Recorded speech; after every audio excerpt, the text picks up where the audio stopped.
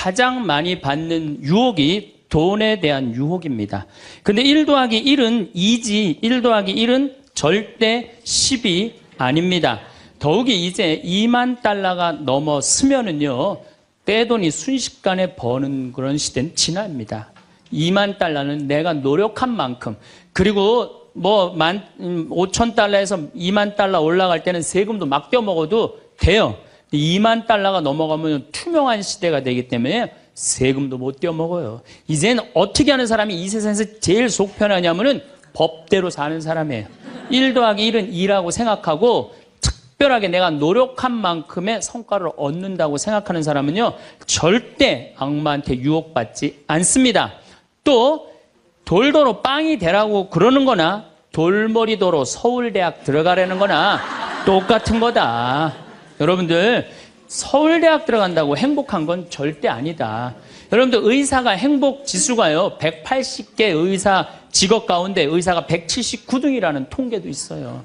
그리고 항상 의사가 만족도, 직업 만족도 항상 꼴등이에요. 항상. 얼마나 스트레스를 받는지 몰라요. 오진하면 오진해서 스트레스, 환자가 너무 오면 너무 와서 스트레스, 안 오면 안 와서 스트레스예요. 그 비싼 학비 어렵게 공부하고. 그러니까 출세한다고 행복한 건 아니다. 자, 이제 여러분들 이 자식한테 미쳐갖고 자식한테 일생을 보냈어요. 그러면은 60이 돼서 자식이 여러분들하고 살아주겠어요? 그럼 누가 여러분들하고 산다고요? 남편이 살아요, 남편이. 그런데 같이 사랑을, 결혼해갖고 사랑의 탑을 하나도 쌓지 않은 거예요. 혹시 내가 궁금해서 물어보는 거예요. 혹시 여기 계신 분들 중에 결혼할 때 정말로 남편 정말로 사랑해서 결혼하신 분들 혹시 계세요? 정말 궁금해서 물어보는 거예요. 궁금해서. 아, 있으세요? 자, 여러분들 착각하는 게 있어요.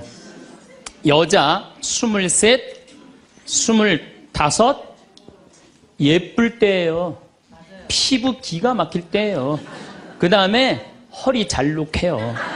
허리 잘록해갖고 치마 입혀놓으면요, 너무 예뻐. 맵시도 나고요.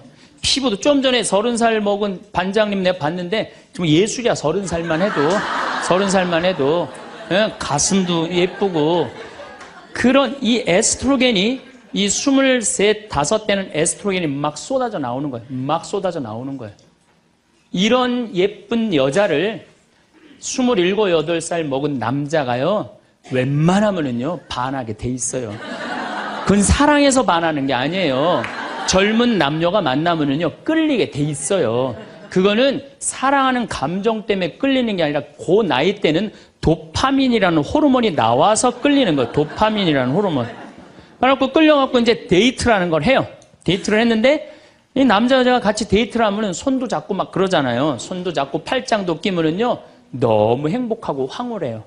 그럼 이 남자를 사랑해서 황홀한 게 아니에요. 요 단계, 다음 단계에 들어서면은 페닐에틸암이라는 호르몬이 나와서 황홀한 거예요. 네. 근데 막 안고 뽀뽀를 했는데 막 구름 위를 둥둥 떠다니는 것 같아. 이건 사랑해서 둥둥 떠다니는 게 아니에요. 이거는 옥시토신이라는 호르몬이 나와서 둥둥 떠다니는 거. 옥시토신이라는. 이거는 놀랍게도 보다 더 강해요. 그래갖고 하루라도 안 맞으면 미치죠. 연애할 땐 똑같아요. 하루라도 그 남자 안 보면 미칠 것 같은 거예요. 이건 사랑해서 미치는 게 아니에요. 보다도 더 강력한 물질이 나와야 되는데 그 남자를 만나야지 나오는데 안 만나면 안 나오잖아. 그러니까 막 보고 싶고 막 미치는 거예요. 그래서 상사병이 걸리는 거예요. 그래서 상사병이 걸리는 거예요. 사랑해서 상사병이 걸리는 게 아니에요. 이 호르몬이 쏟아져 나와야 되는데 그걸 부모가 막거나 로미오와 줄리처럼 가족이 집안이 막거나 이러면 미치는 거예요. 그래갖고 그냥 부모가 반대를 했는데도 엄마 난 저 남자 없으면 난 죽을 것 같아. 이때는요 이성이 수독돼 버려요. 이성이 마비가 돼요. 눈에 갑자기 콩깍지 확 껴요. 판단력이 없어져요. 그래갖고 나쁜 남자, 능력 없는 남자, 그런 남자도 좋은 거예요. 그 남자 없으면 죽을 것 같으니까. 그래서 중내 사내 해갖고 결혼을 시켜요. 그러고 결혼을 시키고 그냥 한 집에서 그냥 살면 깨가 쏟아지지. 근데 이제 애가 딱 하나 나오면은 놀랍게도 이 세 가지 호르몬이 딱 멈춰버려요. 안 나와요. 이게 죽을 때까지 나오면 다행인데 600일 나오고 딱 멈춰버려요. 자, 여러분들 여기 지금 한 50, 60 되신 분들 처녀 때 막 가슴 막 방망이 지르고 막 그런 기분 지금도 느껴요? 지금도 그런 거 나오는 분들 계세요? 그거는요, 똑같은 사람인데요, 호르몬의 문제예요. 호르몬의 문제예요. 이거는 우리가 이해하지 못하는 건데 아주 중요한 거예요. 아주 중요한 거예요. 여자를 보면 막 가슴이 막 뛰고 막 손만 만져도 그냥 1년 동안 막 그 느낌이 그냥 가고 막 이러는 게 다 호르몬은 사랑 때문에 그런 게 아니라니까요. 그럼 호르몬이 멈췄는지 어떻게 알 수 있느냐? 어떻게 알 수 있느냐? 젊었을 때는 치마만 입고 그냥 브라우스만 입어도 그냥 남자가 그냥 가슴이 나 터질 것 같다고 너 보면 너무 행복해서. 그런데 결혼해갖고 애가 하나 나와갖고 옷을 벗고 왔다 갔다 하는데 남편이 이러는 거예요. 야, 춥고 안 보이잖아. 왜 왔다 갔다 해? 테레비 앞에서 빨리 비켜. 아니, 옷을 벗고 왔다 갔다 하는데도 테레비 안 보인다고 비키라고 그러면은요, 이 호르몬은 딱 멈춘 거예요. 끝난 거야. 이건 끝난 거예요. 근데 놀랍게도 우리가 어떤 착각을 하느냐면은 사랑이 식었다고 생각해요. 사랑이 식었다고. 그게 아니에요. 이 호르몬이 쏟아져 나올 때 하느님이 남녀를 묶어준 거예요. 그럼 결혼을 해서부터 사랑의 탑을 쌓아가야 돼. 계속 쌓아가야 돼. 근데 우리는 딱 결혼하자마자 엄마는, 이 문제는 애가 하나 나오면 여자는 옥시토신이 계속 나와요. 왜 계속 나오냐면 젖을 먹이면서 애가 막 까무락까무락 그러는 거 보면서 아장아장 걷는 거 보면서 남자 없어도 돼. 얘만 있어도 돼. 그냥 얘한테 미치는 거예요.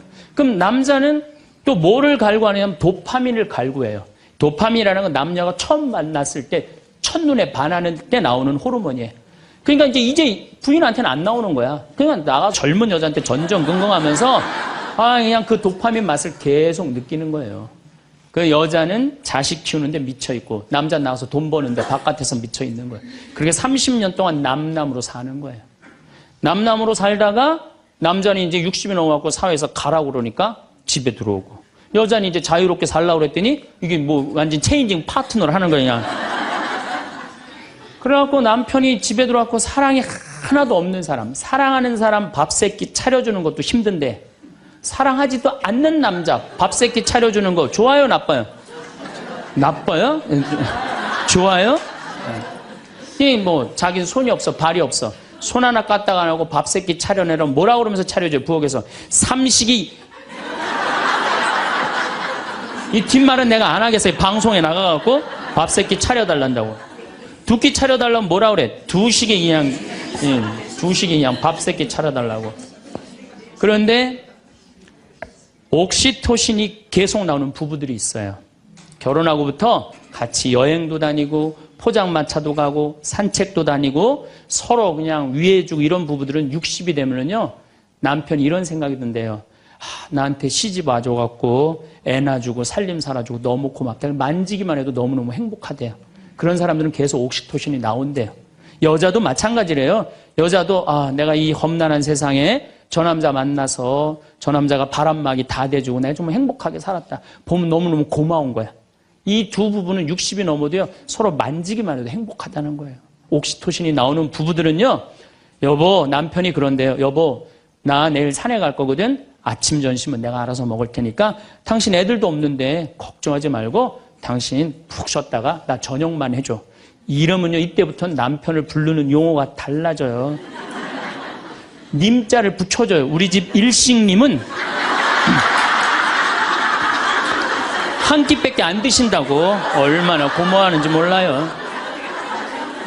그런데 남편이 밥을 한 끼도 안 먹는다, 집에서. 이건 너무 고마운 거예요. 여러분들, 우리 어머니 아버지가 결혼 63주년이 됐어요.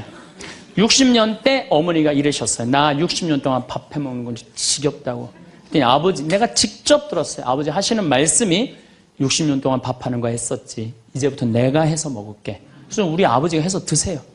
집에서 한 끼도 부인한테 상 차리라고 안 하면은 이때부터는 대통령 아들 대접해주는 거예요. 영식님을 대통령 아들이라고 부르는 거거든요. 우리 집 영식님은 한 끼도 안 드신다고. 그런데 이 남편이 밥 세끼 차려달라는 것도 모자라서 간식을 내놓으라고 그러네. 그럼 뭐라 그래? 간나이. 간식 차려내란다고.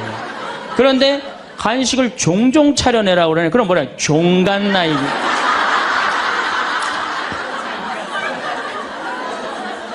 여러분들, 우리나라에서 제일 인기 있는 신랑감 1위는 송혜 선생님이라고 그래요. 송혜 선생님. 송혜 선생님은 전국 노래자랑하러 다니느냐고 생전 집에서 밥을 안 먹는데.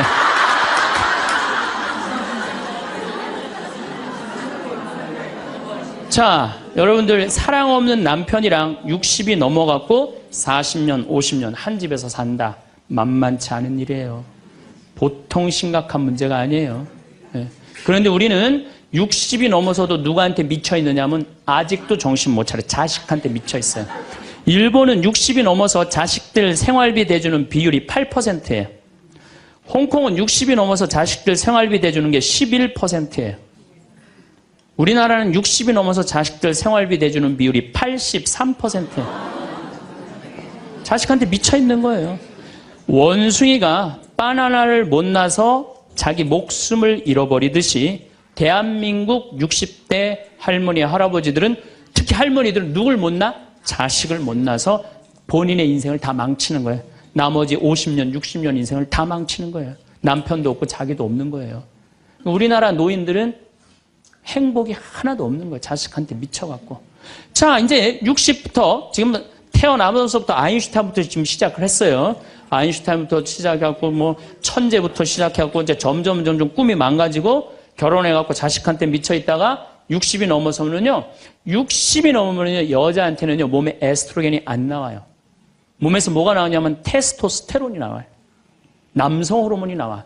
60 넘은 할머니들 보면 여자 같은 할머니 하나도 없어요. 전부 깡패 같은 할머니밖에, 깡패 같은 할머니. 내가 얼마 전에 부산에를 갔는데 택시를 탔어요. 근데 택시 기사님이 머리가 하얗신 분이야. 머리가 하얀데 내가 택시를 딱 탔는데, 아유, 손님, 장가 갔냐? 그래서, 난 장가 안 갔다고. 그랬더니, 아유, 장가 안 가길 잘했다는 거예요. 그래서 무슨 소리냐? 그러니까 내가 이제 환갑이 넘었는데, 우리 마누라가 자식들이 전부 다 뭐 서울에 뭐 연대 나오고 그래갖고 안양에 가서 산다는 거예요. 안양에 가서 사는데, 마누라는 침대를 좋아하고 자기 맨바닥이 좋대요. 그래서 잘 때 부인은 같이 텔레비를 보고 잘 때는 딸 방에 가서 잔다는 거예요. 근데 이놈은 마누라가 방에 딱 텔레비 보러 이제 자기 끝나고 자기 방에 갈 때 꼭 자기를 향해서 방구를 끼고 간다는 거, 방구를 끼고. 그래서 제발 방구 좀 끼지 말라고 그래도 들은 척도 안 한대요. 꼭 방구를 끼고 간다는 거예요. 너무너무 자존심이 상하네, 너무너무. 그러니까 60이 넘은 여자들은요, 여자 같은 여자가 없다는 거예요. 몸에 막 테스토스테론이 나오는 거야. 응. 할아버지들은 몸에서 테스토스테론이 안 나와. 에스트로겐이 나와. 조금만 말하면 막 울고, 슬픈 거 보면 막 울고 막. 할머니들은 생전 안 그러는데. 그러니까 이제 60 먹은 할머니랑 60 먹은 할아버지랑 부부싸움 하면은요, 할머니들은 안 져요. 72% 할머니들이 나는 늙은 남편 모시는 거 지겹다고 생각을 하니까 신경질이 나는 거예요. 부부싸움 하면 절대 할머니도 안 져요. 몸에 테스토스테론 흘러 넘치겠다. 애들 막 들었다 놨다 해갖고 팔뚝도 남편보다 더 굵겠다. 무서울 게 뭐 있어. 그래갖고 그냥 할아버지들하고 싸우는 거죠. 할아버지들이 할머니하고 싸워갖고 눈탱이가 밤탱이 돼갖고 이제 노인정에서 신세한탄 하는 거예요. 60 먹은 할아버지한테 물어봤어요. 형들이. 60, 70, 80, 90 먹은 할아버지들이 이제 네 할아버지가 할머니한테 맞아갖고 노인정에 앉아서 신세한탄하는 거예요. 형들이 물어봤어요. 야, 너는 왜 아침부터 노인정에 이렇게 철양 맞게 이렇게 앉아있냐? 눈탱이가 밤탱이가 돼서. 그랬더니 60 먹은 할아버지 하시는 말씀이 형들 말도 난 마누라 무서워서 도저히 한 집에서 못 살겠어. 왜? 그래서 아침에 국이 짜다고 투정을 좀 부렸더니 마누라 한다는 소리가 짜면 짠 대로 먹지 뭐 이렇게 말이 많으냐고 두들겨 패갖고 눈탱이가 밤탱이 됐다는 거예요. 아니 그러는 형은 왜 눈탱이 밤탱이 됐냐고 그러니까 이놈은 마누라가 해만 뜨면 가방을 여러분 오늘 가방 들고 나왔죠. 해만 뜨면 가방을 들고 그냥 어딜 나가길래 나 밥 안 차려주고 어딜 그렇게 나가냐고 그러니 내가 나가 돌아다니는데 당신 보태준 게 뭐 있느냐고 두들겨 패갖고 눈탱이 밤탱이 됐다는 거예요. 아, 그러는 형은 왜 눈탱이 밤탱이 됐냐고 80 먹은 형한테 물어봤어요. 그랬더니 80 먹은 형이 하시는 말씀이 난 집에 있는 게 하도 심심해서 마누라 나가는 길에 나도 따라 나가면 안 되냐 그랬더니 어딜 따라 나오냐고 그러고 두들겨 패갖고 눈탱이 밤탱이 됐다는 거예요. 90 먹은 그러는 형은 왜 눈탱이 밤탱이 됐냐고 그러니까 그래서 아침에 눈을 떴더니 마누라가 밤새 안 죽고 또 눈 떴다고. 그래갖고 요즘에 90 먹은 할아버지들이 고민이 많대요. 아침에 일어나갖고 눈을 떠야 되는 건지 말아야 되는 건지 고민이 많대.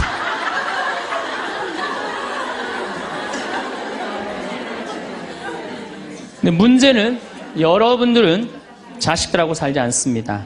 여러분들은 남편하고 삽니다. 그러면 제일 중요한 관계가 부부예요, 부부. 근데 우리는 세상에 돈 욕심, 자식 욕심 피느냐고 정말 중요한 걸 잊어먹고 사는 거예요. 정말 중요한 것. 부부간의 사랑을 잊어먹고 사는 거예요. 사람이 예수님이 이 악마가 돌도로 빵이 되라고 하니까 예수님이 기가 막힌 얘기를 해요. 사람은 빵만으로 사는 것이 아니라 하느님의 말씀으로 사느니라. 말씀이 없는 사람은요, 이 세상을 행복하게 살 수가 없어요. 마음 안에 진리가 없는 사람은요, 이 세상을 행복하게 살 수가 없어요. 여러분들 이 멀리까지 인천에서, 서울에서, 수원에서 여기 오신 이유는 말씀 들으려고 오신 거 아니에요? 그렇죠? 그럼 뭔가 답을 알고 살아가는 거, 뭔가 답을 알고. 멕시코의 어떤 미국 하버드 MBA를 한 금융가가 휴가를 갔어요. 조그만 해안가 휴가를 갔는데 어부가 난 물고기 잡으러 나가겠다고 그 집에서 쉬었는데 물고기를 잡으러 나갔는데 2시간 만에 들어온 거야. 물고기를 20마리를 너무너무 싱싱한 걸 잡아 들어왔어요. 그래서 금융가가 물어봤어요. 당신 뭐 벌써 들어왔느냐고. 그랬더니 그 어부 하는 말이 나는 20마리면 된다고. 나 왜 이렇게 일찍 들어왔냐고 그러니까 나 애들하고 놀고 마누라하고 음식 차려서 먹고 낮잠 자고 저녁에는 저기 뭐 식당에 가갖고 데큘라 한잔하고 기타 치고 놀으려고 난 그러고 왔다고. 그랬더니 이 MBA 한 금융가가 그 어부를 한심하게 쳐다보면서 이렇게 말을 합니다. 당신 왜 그러고 사냐? 당신 지금 2시간에 그렇게 20마리 잡으면 8시간 일하면은 아니 뭐 거의 뭐 100마리, 200마리 잡을 수 있는데 그거 잡아갖고 배를 한 척 더 큰 걸 사라. 그래갖고 조금만 일을 열심히 하면은 5척을 살 수 있다. 그래갖고 그거 5척을 사갖고 큰 배를 사라. 배를 사갖고 당신 기술이 좋으니까 이 통조림 회사를 해라. 통조림 회사를 해갖고 이 회사를 참 물건을 팔아라. 그래갖고 여기서 살지 말고 맨하탄에 가라. 뉴욕. 맨하탄 오면 내가 다 코치를 해줄 테니까 그 맨하탄에서 그 다 꾸민 거를 주식을 딱 팔아갖고 백만장자가 돼서 다시 와서 당신 행복하게 살면 되지 왜 이 20마리 겨우 잡고 들어오느냐고. 그랬더니 어부가 물어봤어요. 그렇게 내가 백만장자가 돌아와서 여기 돌아와갖고 내가 쉴 수 있는데 걸리는 시간이 얼마가 걸리느냐 그랬더니 한 30년 정도 걸릴 것 같다고. 그랬더니 어부가 기가 막힌 말을 하죠. 난 지금 그러고 있는데 내가 뭐하러 30년 동안 고생을 해야 되느냐 이거예요. 그러니까 이 어부한테는 돈이 행복을 주지 않는다고 생각을 한 거예요. 내가 지금 내 아이랑 부인이랑 행복하게 살면 되는데 뭐하러 욕심을 피고 사느냐는 거예요. 그러니까 여러분들이 고통스러운 이유가 뭔지 아세요? 욕심 필 때 고통스러운 거. 인생 쫙 돌아보실 때 언제 여러분들이 괴로운지 아세요? 욕심 필 때. 자식 욕심, 돈 욕심, 사람 욕심, 재물 욕심 이거 필 때요. 다 형제간에 의 갈라지고요. 내가 하느님 떠나고 다 하는 거예요. 그러니까 이 유혹에만 안 빠져도 1 더하기 1은 2라고 생각하고 사는 사람 절대 인생 괴롭지 않아요. 여러분들 마음 안에 지금 내가 이게 수지에 지금 수지 이거 지금 계속 뭐 광교 신도시도 들어오고 도로도 빵빵 뚫려서 이게 이제 5억짜리가 10억 될 거야. 아직 뛰지도 않았는데 머릿속에 이미 5억이 더 벌린 거야. 그때부터 괴로운 거예요. 그때부터. 1 더하기 1은 2지. 1 더하기 1은 10이 절대 아니다. 남은 인생 여러분들 허튼 욕심 피지 마세요. 그럼 악마가 못 따라온다는 얘기죠. 이게 안 되니까 악마가 이번에는 예수님을 높은 산에 데리고 가요. 이스라엘에 가보면은 40일 단식하시고 난 다음에 높은 산이라고 그러는 건 예리고가 내려다 보이는 산이에요. 예리고가요 6,000년 된 도시예요. 사막인데 그냥 막 물이 펑펑펑펑 솟아나와요. 그래갖고 그냥 사람이 정말로 살기 좋은 데예요. 그 예리고라는 도시를 보여주면서 당신이 나한테 절을 한다면 내가 당신한테 권세와 영광을 주겠다고 그래. 근데 우리가 놀랍게도 돈 욕심보다 더 무서운 욕심이 뭐냐면 권세와 영광이에요. 여러분들 여기 지금 권세와 영광 여러분들 피세요 안 피세요? 여기 있는 분들. 돈 없는 사람도요 자존심 상하면 기분 나빠요. 그렇죠? 여러분들 부부 사이에서도 권세와 영광 필 것 같아 안 필 것 같아요? 당신 나 만났으면 쪽박 찼어. 당신 같은 사람 세상에서 살지도 못해. 나 만났으니까 이러고 사는 거야. 이러면서 부부 사이에도 누가 잘났다고 해? 내가 잘났다고 권세와 영광 드러내요. 이게요. 돈 없는 사람도 받는 유혹이 권세와 영광이에요. 이거 국회의원 대통령만 받는 게 아니에요. 이거 제일 많이 받는 사람이 우리 신부들이에요. 신부들. 나는 28에 신부가 됐어요. 아니 학생이다가 갑자기 신부가 됐는데 학교 다니다가 갑자기 신부된 거 아니에요. 7년 동안 신학교 하다가 맨날 학교에서 교수님한테 이 눈치 저 눈치 보다가 본당 신부 하다가 딱 신부 됐는데요. 교우들이요. 얼마나 사랑하고 존경하는 건지 1살서부터 100살까지 다 좋아하는 거예요. 1살짜리는 엄마가 데리고 와서 우리 애 좀 만져달라고 그러고 90살 먹은 할머니는 허리가 구부러졌는데 또 구부러가면서 신부님 손 한번 만지자고. 아니 그 젊은 나이에 어떻게 그렇게 존경받아요. 나는 판검사 그렇게 존경 못 받는다고 생각해요. 우리 신부니까 그렇게 존경을 받는 거예요. 하루는 내가 목욕탕을 갔어요. 딱 빨개 벗고 탕 안에 딱 들어갔어요. 탕 안에 들어갔는데 온탕에 중년의 남자가 한 5명 있었어요. 근데 갑자기 그 정가운데 있던 남자가 나를 보더니 갑자기 일어나더니 신부님 오셨느냐고 인사를 하는 거예요. 자세히 보니까 광명시 시장님이야. 시장님이 국장님들을 데리고 목욕탕을 온 거예요. 온천을 딱 왔는데 날 보더니 그 시장님이 일어나서 인사를 한 거야. 국장들이 이해가 안 가는 거야.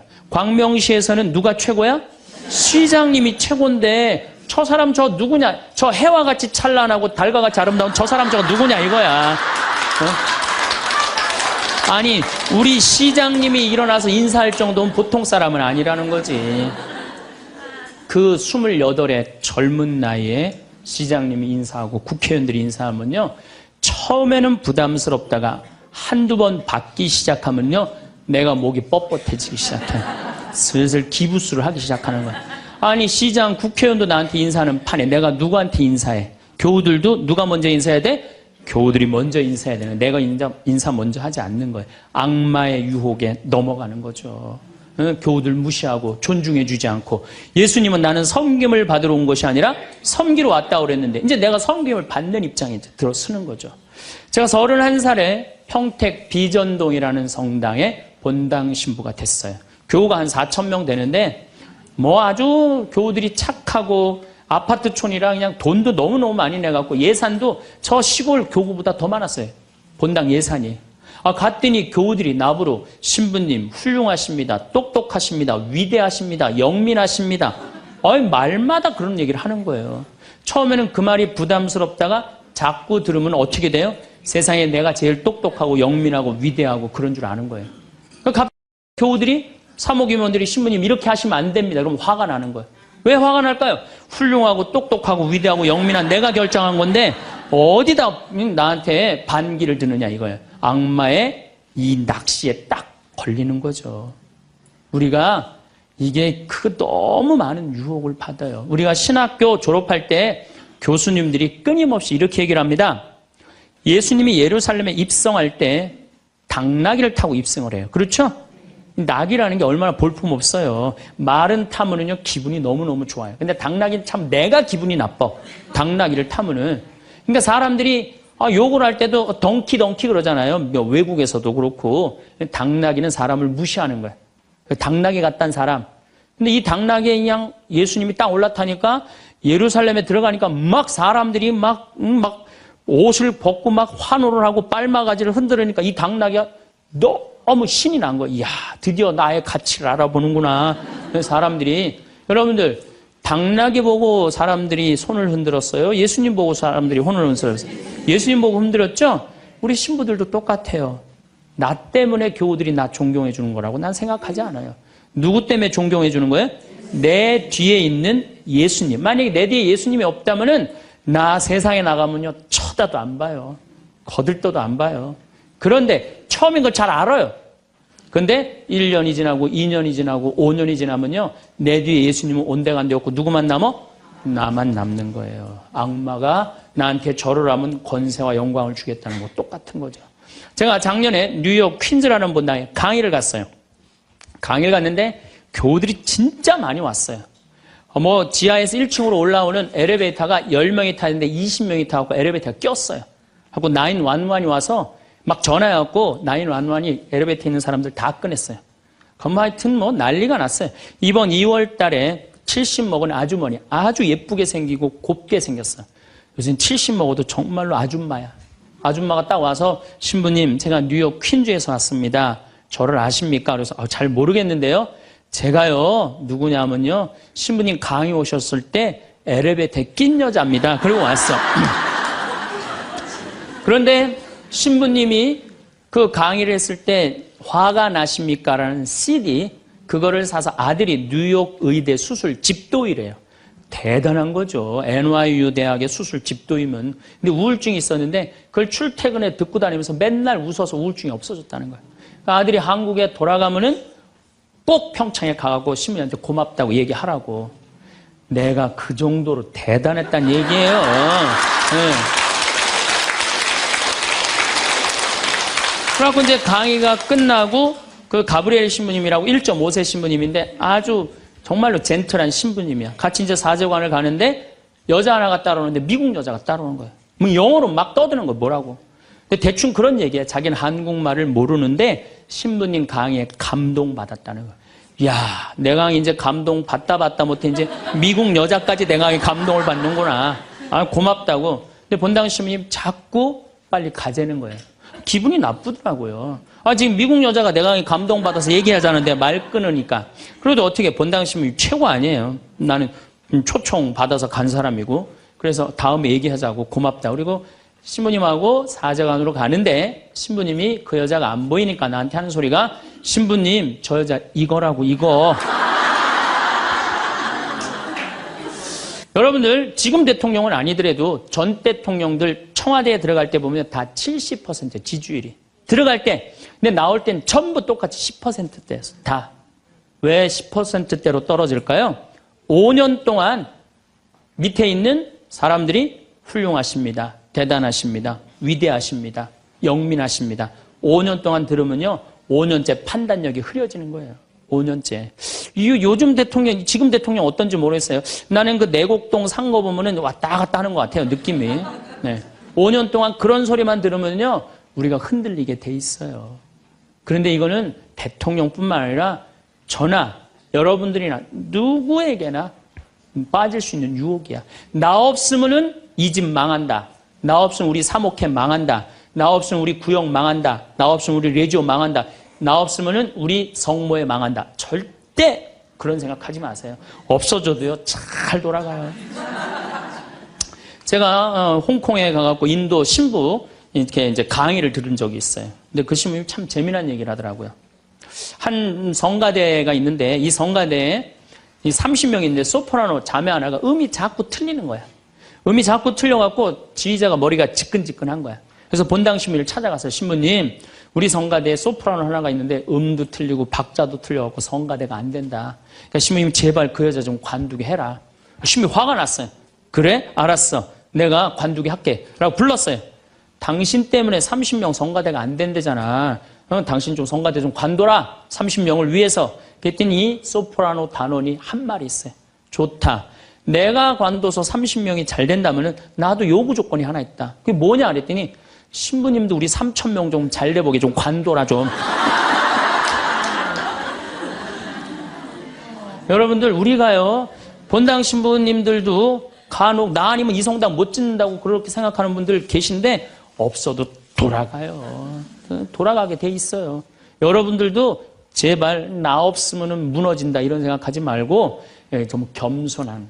그래서 여기 계신 분들 혹시 고향이 삼척인 분들 안 계세요? 아는 척. 가진 척, 잘난 척. 이 고향 삼척인 분 혹시 안 계세요? 많을 거예요. 보면은 아는 척하는 교우들 많아요. 뭐 얘기만 나오면 그냥 자기가 뭐 다 아는 것처럼 그냥 다른 사람 말도 못하게 그냥 자기가 다 말하는 사람 있어요, 없어요? 여행 다닐 때 보면은요, 그 뭐 해외 나갔다고 그냥 보면은 한 15명 모여서 이제 같이 여행 나가면요, 다 그냥 자기가 전문가야. 그냥 가이드보다 더 똑똑해. 다 아는 척하는 사람들 많아요. 잘 알지도 못하면서 그냥 잘 따라가기만 하면 되는 걸. 세발 낙지 그냥 낙지발이 3개 달하고 우기고 싸우는 사람들도 많아요. 보면은. 제가 한 번은 서울 모본당에 강의를 갔어요. 강의를 갔는데 이 강의를 하려고 했는데 마이크를 딱 잡았는데 마이크가 안 나오는 거예요. 마이크가 막 안 나오는데 막 사무장님이 막 쫓아 들어가더라고요. 한 2분이 지났는데 안 오는 거야. 안 나오는 거야. 관리장님이 또 들어갔는데 또 안 나오는 거야. 꾸리야 단장이 들어갔는데도 안 나오는 거야. 10분 동안 서서 있는데 참 멋쩍더라고요. 근데 제가 그 10분 동안 기다리면서 내가 미칠 뻔했어요. 내가 신학교 때 무슨 일을 했냐면 관리부장이라는 걸 했어요. 관리부장은 뭐냐면 신학교는 행사를 하고 야외 행사를 하면 우리가 다 마이크, 앰프 설치 다 했어요. 그걸 제가 다 했어요. 앰프 설치, 마이크. 그러니까 딱 보면은 알아요. 저건 저렇게 하면 금방 나온다. 어딜 가나, 무슨 기계를 봐나. 10분 동안 기다리면서 내가 거기 쫓아 들어가고 아는 척 하고 싶었는데 미칠 뻔했다니까요.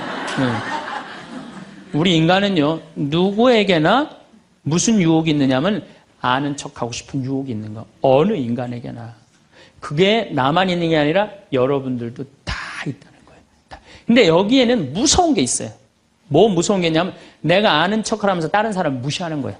교우들 무시하고 같이 사는 공동체 무시하고 듣지 않는 거예요. 아는 척 하려고 그럴 때 남의 얘기를 듣지 않을 때 아는 척하는 분들, 악마의 유혹에 넘어가는 분들이죠. 또 가진 척하는 분들, 이것도 뭐 그냥 전세 살면서 시계 막 롤렉스, 까르띠에 막 이런 거 차고 다니는 교우들 많아요. 예. 가방, 우리나라가 4대 명품 시장이래잖아요. 가방도 보면 막 300만 원짜리 막 들고 다니는 자매들 많죠. 남편 월급이 300만 원인데 그걸 가방으로 바꿔갖고 한 달 내내 들고 다니는 거야. 한 달 내내. 예. 내가 밍크 코트를 하나 샀어. 밍크 코트를 샀는데 이거 한 번 1000만 원짜리인데 이거 입고 한번 성당에 나가야 되는데 이놈은 지구 온난화 때문에 왜 이렇게 겨울에 안 추워? 제발 좀 추워야지 한번 입고 나가는데 그래갖고 그냥 밍크 코트 입고 기다리다가 1월 말에 어떻게 하고 입고 나가면 속에는 그냥 민소매, 소대낫이 입고 그냥 치마 입고 그리고 그냥 밍크 코트 입고 나가는 사람들 많아요. 제가 우리 앞으로 뭐 내년 1월 15일 날 전력이 뭐 샷다운 된다고 그러잖아요. 예. 그런데 보면은요, 호텔이나 백화점에 겨울에 가보면요, 다 반팔 입고 다녀요. 정신 나간 거죠. 예. 가진 척. 그냥 겨울에 벗고 다니는 게 가진 척 하는 거 아닌데. 예. 아는 척, 가진 척. 이거 다 해서 뭐 하고 싶어요? 잘난 척 하고 싶은 거예요. 여러분들 제일 꼴보기 싫은 게 뭐예요? 잘난 척 하는 거죠? 예. 이쁜 여자들이 그냥 이쁜 척 하는 거. 이거 진짜 꼴보기 싫은 거죠. 예. 근데 이쁘지도 않은데 이쁜 척 하면 더 꼴보기 싫죠?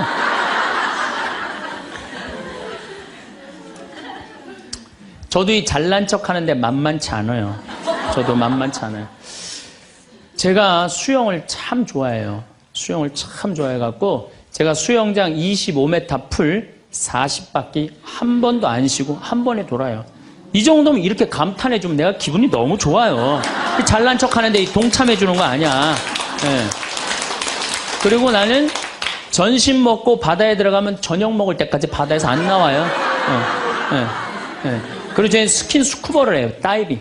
다이빙을 해갖고 아주 다이빙을 좋아해요. 그래갖고 뭐 동해바다, 제주도 뭐 문섬, 새끼섬, 서귀포 앞바다에 있는 거, 포항에 또 뭐 다이빙, 그 다음에 무슨 뭐 저 괌, 파푸아 뉴기니 뭐 그 비행기 추락한 거 다이빙, 배 난파된 거 다이빙, 얼마나 다이빙을 좋아하는지 몰라요. 그리고 내가 또 우리 신부들하고 한번 그 동해바다에 놀러를 갔는데 늦 여름이에요.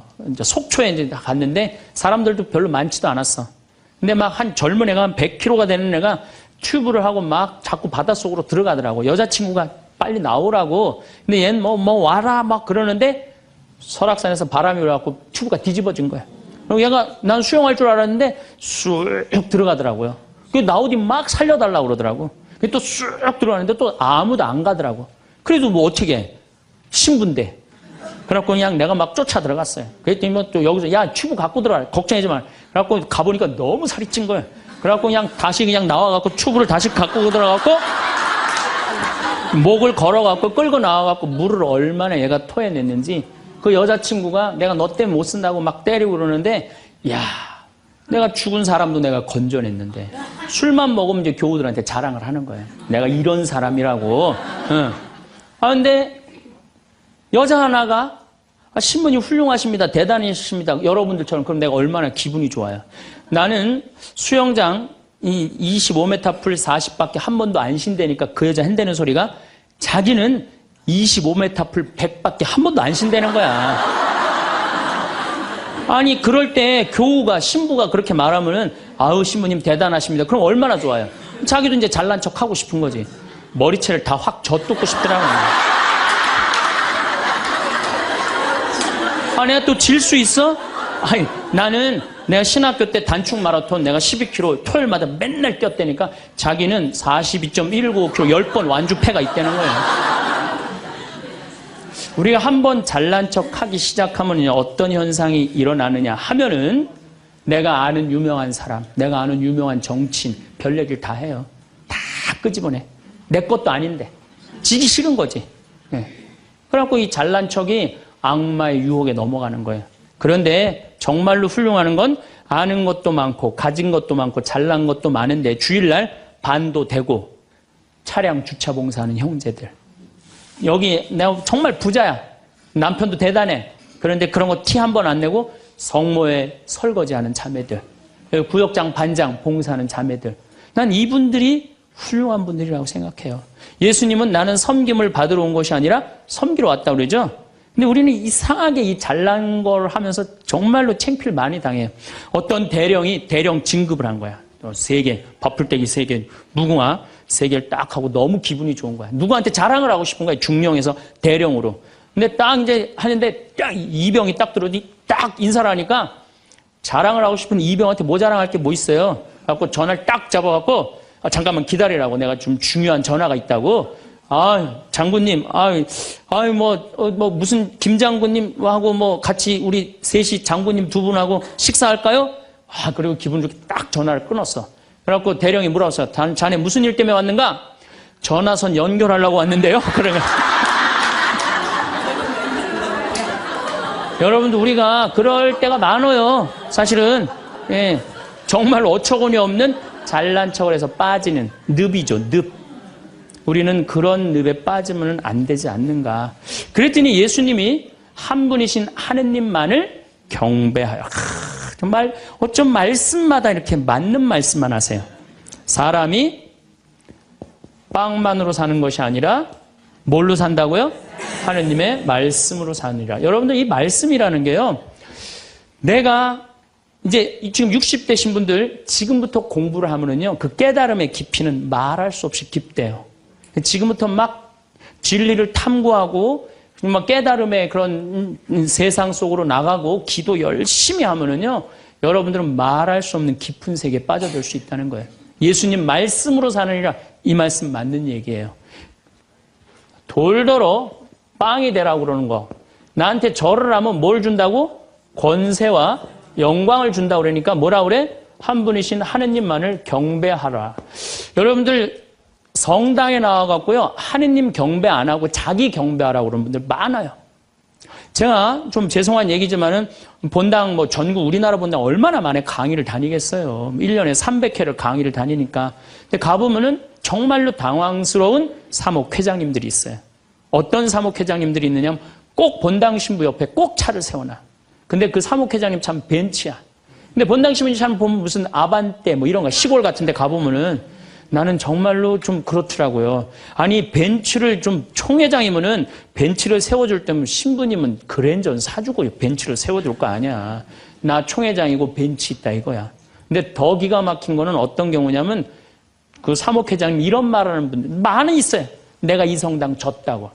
이런 분들 많아요. 이제 완전히 아무것도 안 보이는 거지. 예, 자기가 누군지 모르는 거죠. 이런 유혹에 빠지는 분들 참 많아요. 성당에 여러분들 뭐하러 나오는 거야? 하느님 경배하려고 나오는 거예요. 하느님 섬기려고 나오는 거지, 나 잘난 척 하려고, 나 아는 척 하려고 성당 나오는 거 아니라는 거죠. 그래서 이 유혹에 여러분들 빠지시면은 절대 안 된다. 자, 그랬더니 악마가 이번에는 예수님 어디로 악마가 데리고 가느냐면 예루살렘 성전 꼭대기에 데리고 올라와요. 당신이 하느님의 아들이거든 뛰어내려 보시오. 하느님의 아들이거든 뛰어내려. 시험하는 거, 시험. 그런데 놀랍게도 돈에 대한 유혹보다, 권세와 영광에 대한 유혹보다 더 많이 받는 유혹이 신앙의 시험이에요. 신앙의 시험. 여러분들 이 유혹에 빠지세요, 안 빠지세요? 많이 빠져요. 하느님이 계실까 안 계실까, 이거 의심하는 사람들 많아요. 여기 있는 분들 난 의심 한 번도 안 했다. 그거는 있을 수 없는 일이에요. 의심 안 할 수가 없어요. 우리 인간은. 성인들도 마지막까지 악마들이 유혹을 한다는 거죠. 성인들도. 우리나라 한국 천주교 교우들이 505만 명이에요. 505만 명인데 어때? 주일날 미사 참여 125만 명밖에 안 나와요. 그럼 380만 명은 뭐야? 유혹에 빠진 거예요. 유혹에 빠져갖고 성당에 안 나오는 거예요. 여러분들도 집안에 유혹에 빠져서 성당 안 나오는 사람도 있어요, 없어요? 있어요. 이 유혹에 안 빠지려면 우리는 항상 깨어서 기도해야 돼. 항상 깨어서. 악마가 뭐라고 유혹하죠? 주일날 새벽 미사를 이제 가야 돼. 일이 많아갖고. 그러니까 그냥 새벽에 또 무지하게 추워. 악마가 속삭여. 야, 이렇게 추운데 너 일주일 동안 고생했는데 잠이라도 푹 자야 될 거 아니냐. 그래갖고 그냥, 아이, 그래, 대미사 가자. 미사는 대미사가 최고야. 악마가 또 꼬셔요. 그래, 대미사 가자. 그래갖고 이제 아침에 한 10시쯤 하려고 그랬는데 악마가 그래. 너 지금 결혼식에 가야 되는데 그렇게 급하게 왔다 갔다 하면 미사 하는 것 같지도 않아. 저녁 미사 가. 그래? 그럼 저녁 미사 내가 가야지. 결혼식 갔다 와갖고 저녁 미사 가려고 그랬더니 악마가 하는 말이 이번 주 깔끔하게 제끼고 다음 주부터 열심히 나가자. 거기에 이제 한 번 빠지고 두 번 빠지고 그러면은 어떻게 돼요? 아예 성당에 가기 싫은 거예요. 그래서 우리가 악마는요, 예수님이 뭐 내가 다음 시간에 말씀드리겠지만은 한 분이신 하느님을 시험하지 말아라 그랬는데 뭐라고 그러고 떠났냐면 다음 기회를 엿보고 떠나. 다음 기회를 엿보고. 해가 저물고 세상이 온화한 고요에 잠기는 시간이 오면 우리는 마치 강가의 나루터에 앉아 유유히 흘러온 물길을 바라보듯 우리의 삶을 돌아보게 됩니다. 이 인생이라는 긴 강을 따라 참 바쁘게 노를 저어왔습니다. 젊음의 시절에는 험한 여우를 만나 숨 가쁘게 나아갔고 중년의 시간에는 넓고 깊은 강물을 묵묵히 저어왔습니다. 때로는 거친 소용돌이를 만나 방향을 잃고 때로는 짙은 안개 속에서 외로움에 떨기도 했습니다. 그 모든 굽이진 순간들이 모여 지금의 깊고 잔잔한 강물 같은 우리를 만들었습니다. 젊은 시절 우리의 눈은 언제나 저 멀리 있는 무언가를 향해 있었습니다. 그것은 성공이라는 이름의 높고 험준한 산이었습니다. 그 산 꼭대기에 깃발을 꽂기만 하면 영원한 행복이 약속될 것이라 굳게 믿었습니다. 그래서 우리는 부지런히 발걸음을 옮겼습니다.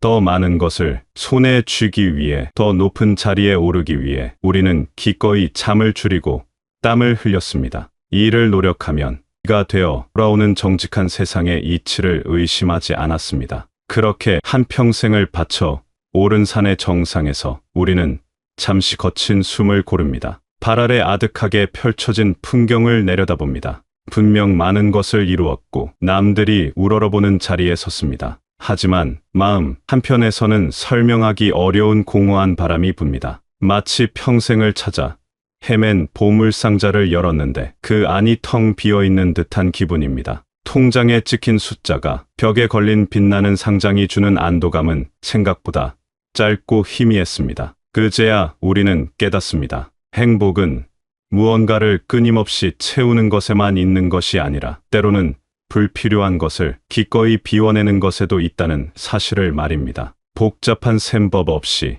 마음 편히 사는 것, 남의 시선이라는 감옥에서 자유로워지는 것, 그리고 법 없이도 살 수 있는 떳떳한 마음으로 매일 아침을 맞는 것, 그것이야말로 돈으로 결코 살 수 없는 진짜 귀한 보물이었습니다. 화려한 외식보다 온 가족이 둘러앉아 먹는 소박한 저녁상이 더 맛있고 행복했던 것처럼 행복의 본질은 우리 가장 가까운 곳에 늘 존재했습니다. 우리 삶의 가장 뜨거운 동력이었던 것은 사랑이었습니다. 특히 자녀를 향한 사랑은 온 생애를 바쳐도 아깝지 않은 맹목적이고 헌신적인 사랑이었습니다. 자녀가 곧 나의 세상이었고 그 아이의 작은 웃음 하나가 온 우주를 다 가진 듯한 기쁨을 주었습니다. 내 살이 깎여나가는 고통 속에서도 자식의 키가 한 뼘 더 자란다면 그것으로 좋겠습니다. 그렇게 애지중지 키운 아이들이 다 자라 각자의 우주를 향해 힘찬 날갯짓을 하며 떠나갑니다. 텅 빈 둥지를 바라보며 우리는 한없는 자랑스러움과 함께 그만큼 깊은 허전함을 느낍니다. 내 인생의 전부라 믿었던 가장 큰 역할이 끝난 것만 같아 마음 둘 곳을 잃기도 합니다. 바로 그때 우리는 아주 오랫동안 희미하게 보았던 존재를 다시 선명하게 발견하게 됩니다. 바로 지금 내 곁에서 조용히 나를 바라보고 있는 그 사람, 나의 배우자입니다. 젊은 날의 사랑은 마치 타오르는 불꽃과 같았습니다. 그 열정은 강력한 호르몬의 작용이었고 서로를 눈멀게 할 만큼 강렬했습니다. 아이가 태어나면 그 뜨거운 사랑의 불꽃은 자연스레 아이에게로 옮겨갑니다. 그래서 많은 부부가 사랑이 식었다고 이제는 의무감과 정으로만 함께 산다고 착각하기도 합니다. 하지만 그것은 사랑이 끝난 것이 아니라 다른 모양의 사랑으로 깊어지고 진화하는 과정이었습니다. 활활 타오르던 불꽃이 사그라든 자리에 이제는 서로의 존재 자체로 온기를 나누는 잔잔한 화롯불 같은 사랑이 남습니다. 두 그루의 늙은 나무가 오랜 세월 비바람을 함께 견디며 서 있으면서 그 뿌리가 땅 속에서 서로 단단히 얽혀 하나가 된 것처럼 말하지 않아도 서로를 이해하고 작은 표정 하나로 마음의 슬픔을 읽어내는 깊은 유대감이 생깁니다. 이제부터는 그 사랑의 탑을 더욱 정성껏 매만져야 합니다. 함께 새로운 것을 배우러 다니고 서로의 아픈 곳을 말없이 쓸어주며 당신이 있어서 참 다행이라는 진심 어린 말을 건네는 것. 긴 세월 함께 걸어오며 마음속에 쌓아두었던 서운함의 돌멩이가 있다면 이제는 지혜로운 마음으로 강물에 던져 훌을 털어버리고 용서하는 것. 그것이 모년을 함께 걸어가는 가장 든든한 힘이 됩니다. 서로의 주름진 손길에서도 깊은 평화와 행복을 느끼는 것. 그것이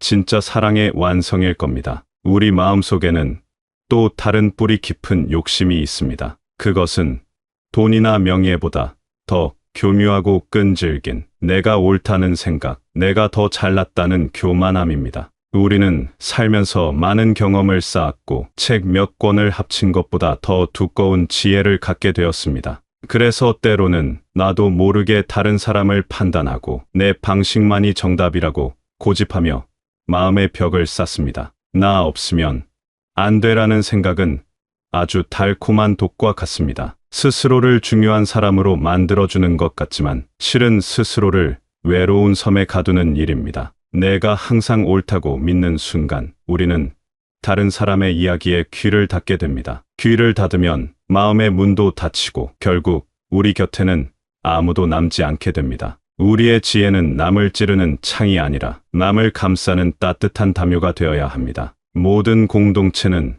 누가 없어도 그 나름의 방식으로 잘 흘러갑니다. 내가 없어도 세상은 여전히 아름답게 제 갈 길을 갑니다. 이 거대한 진실을 겸손하게 받아들일 때 우리는 뒤로소 자유로워질 수 있습니다. 어깨를 짓누르던 중요한 나라는 무거운 갑옷을 벗어던질 때 우리의 영혼은 어린아이처럼 가벼워집니다. 진정으로 존경받는 사람은 목소리를 높이는 사람이 아니라 기꺼이 자신을 낮추고 묵묵히 봉사하며 다른 사람의 말을 경청하는 사람입니다. 멕시코의 작은 어촌 마을에 대한 유명한 이야기가 있습니다. 한 성공한 사업가가 휴가를 보내던 중 해변에서 낡은 배 옆에 누워 한가로이 낮잠을 즐기는 어부를 보았습니다. 사업가는 안타까운 마음에 어부에게 다가가 말했습니다. 이렇게 햇살 좋은 날에 왜 일을 더 하지 않습니까? 좀 더 부지런히 고기를 잡으면 그물도 바꾸고 더 큰 배도 살 수 있을 겁니다. 나중에는 회사를 차려서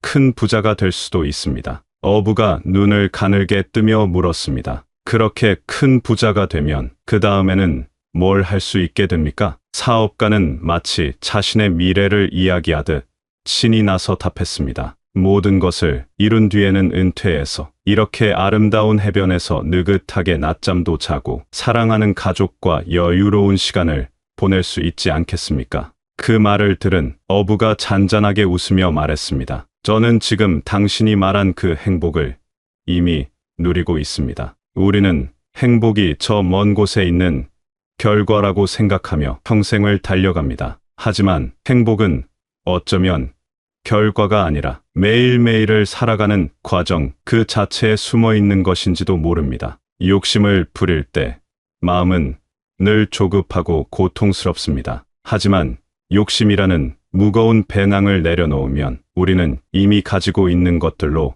얼마나 풍요로운지 깨닫게 됩니다. 이 인생의 오후는 새로운 짐을 꾸리는 시간이 아니라 평생 지고 온 배낭 속에서 불필요한 것들을 하나씩 꺼내어 버리는 시간입니다. 후회라는 돌멩이, 미움이라는 젖은 옷, 불안이라는 잡동사니를 꺼내 버리는 시간입니다. 그리하여 마지막까지 남는 가장 소중하고 본질적인 것들만으로 배낭을 가볍게 만드는 시간입니다. 내 마음속에 흔들리지 않는 진리가 없다면 우리는 작은 바람에도 쉽게 넘어지고 맙니다. 나이가 들어서도 새로운 것을 배우고 조용히 기도하며 내면을 들여다보는 삶은 우리에게 세상이 줄 수 없는 깊은 평화와 행복을 가져다 줍니다. 우리가 신 앞에 서는 이유는 나의 업적을 자랑하기 위함이 아닙니다. 그저 이 거대한 우주 속에서 먼지처럼 작은 존재인 나를 깨닫고 위대한 섭리 앞에 경배하고 섬기기 위함입니다. 악마는 늘 우리 곁에서 다음 기회를 엿보며 너는 특별하다, 너는 더 가질 자격이 있다고 속삭입니다. 그러니 우리는 매 순간 깨어 있어야 합니다. 사람은 빵만으로 사는 것이 아니라 보이지 않는 진리의 말씀으로 사는 존재입니다. 오늘 우리 마음을 진정으로 채우고 있는 것이 무엇인지 조용히 들여다보는 시간을 가지면 좋겠습니다. 그리고 지금 내 곁에 있는 소중한 사람의 손을 꼭 잡고 창가로 스며드는 따스한 햇살 아래 함께 앉아있는 그 평범한 순간의 행복을 온전히 누리시기를 바랍니다. 삶이 때로는 버겁, 마음 둘 곳 없다 느끼는 날도 있었을 겁니다. 수많은 밤을 뒤척이며 남몰래 눈물 삼킨 적도 있었을 겁니다. 괜찮습니다. 그 모든 시간이 있었기에 지금의 깊은 눈빛을 가진 당신이 있는 것입니다. 당신의 삶은 그 모든 흠집과 눈물 자국까지 포함하여 세상에 단 하나뿐인 위대한 예술 작품입니다. 그러니 이제는 그 누구보다 자기 자신을 가장 따뜻하게 안아주십시오. 애썼다고, 잘 버텨왔다고, 고생 많았다고 스스로를 다독여 주십시오.